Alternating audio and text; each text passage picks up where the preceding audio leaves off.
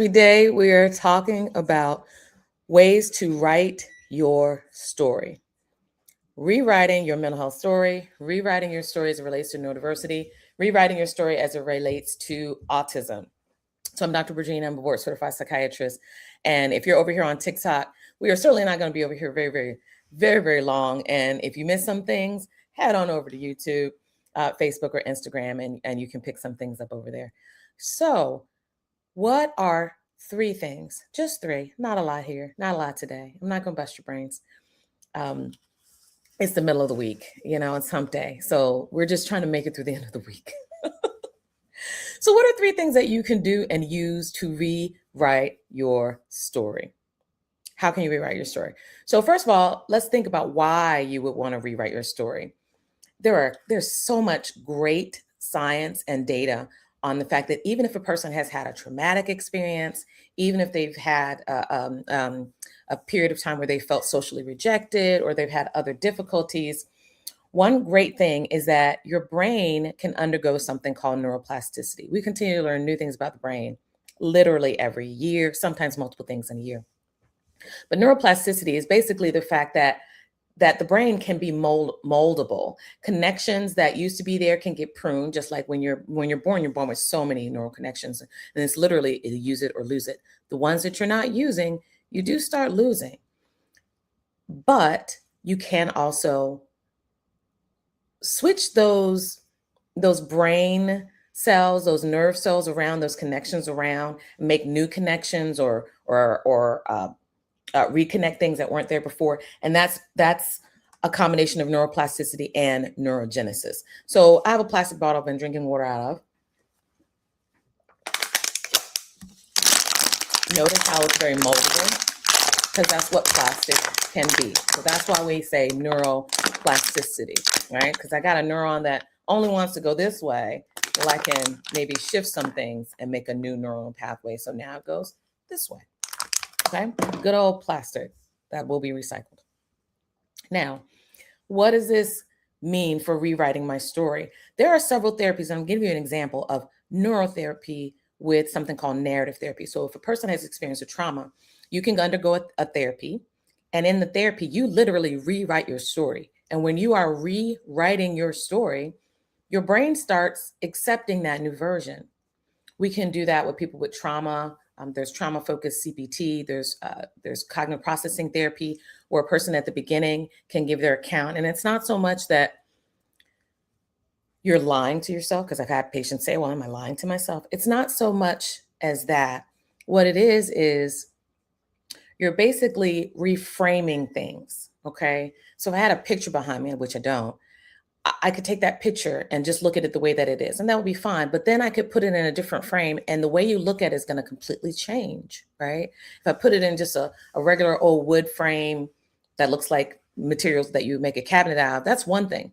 But if I put it in a gilded iron wrought frame, maybe that's got some gold gilding on it, it changes the frame. Those are 2 totally different frames. So depending on how you choose to reframe an incident that's happened to you in the past with something like narrative therapy, that's an example of neuroplasticity, because over time, you'll start looking at it differently. For example, we talked about regret versus gratitude yesterday. So if I had been thinking, if only I had not gone down this one street, because if I hadn't gone down this street, I wouldn't have gotten into that accident. And now I've been in this accident, and it's changed this kind of the trajectory of my life.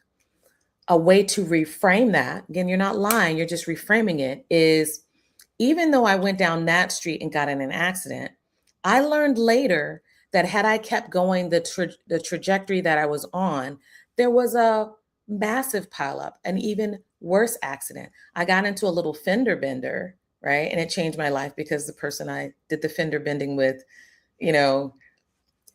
we hit it off and became fast friends or dated or whatever. And that changed my life. See, I didn't tell you how it changed your life. That's one thing. But had I kept going straight, I later learned that there was a fatal crash ahead of me, and I could have been involved in that. And that would have completely changed the trajectory of my life for bad. Okay. That's an example of reframing. And you can do that in narrative therapy. There's just one of the things you can do in narrative therapy. So, how can I rewrite my story?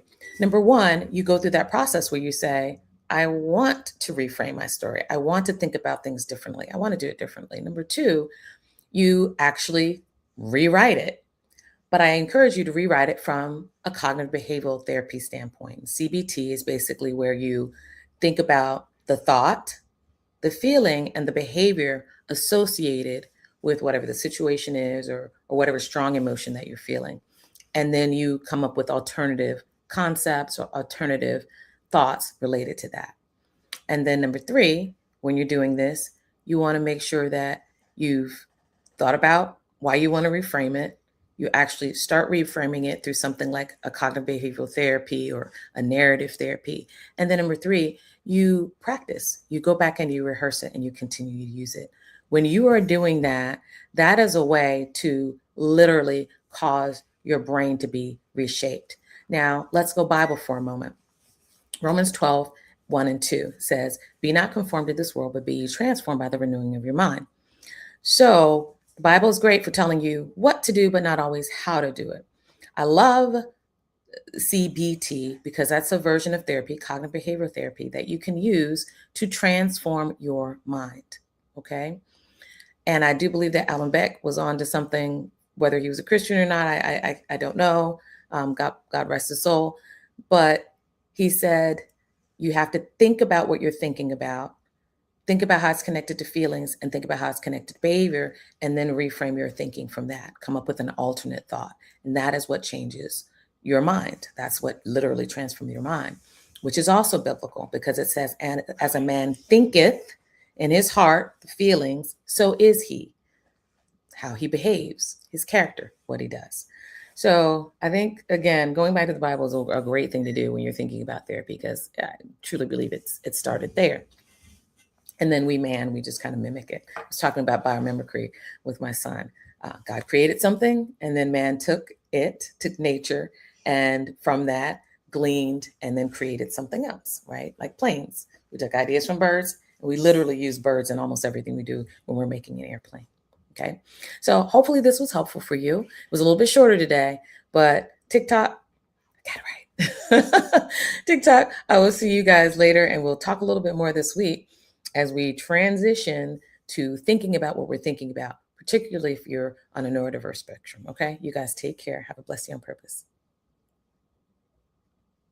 For those over here on Instagram, Facebook, YouTube, I want to just remind you, as you are thinking about neurodiversity, and again, neurodiverse just means that you may not have the neurotypical brain that the average population has, but in some way you think quite differently. So a person on the autism spectrum, a person with ADHD, a person with OCD, these are all folks that your wiring might be a little bit different. So you can change your wiring too. And there are all kinds of ways that you can change your wiring. There are therapies that you can do. There are interventions like TMS is a great intervention to be able to do that. And one of the things that I think is really cool about some of the things that are coming out across our landscape over the course of the next, I'm going to say the next 5 to 10 years, what I think is phenomenal is that we are refining the way we've done things over the last 30 years. So the first 30 years, 20 to 30 years of what I'm seeing, especially in interventional psychiatry, we're looking at things and we're basically answering questions like, can we use this for XYZ? Now we're learning more about how can we use this for? We know we can use it. How can we use it? Case in point, we know that this is TMS, transcranial magnetic stimulation, is effective for the treatment of autism. But how do we use it?